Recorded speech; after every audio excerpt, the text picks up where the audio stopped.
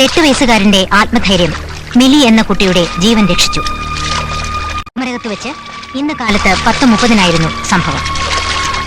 വിനോദ സവാരിക്കിടെ വ്യവസായ പ്രമുഖനായ ശ്രീ JB ദത്തന്റെയും ശ്രീമതി സുശീല ദത്തന്റെയും മകൾ മിലി ബോട്ടിൽ നിന്ന് വെള്ളത്തിൽ വീണ് ജീവൻ അപകടത്തിലായപ്പോൾ ജോജി എന്ന അനാഥ ബാലനാണ് രക്ഷകനായത്.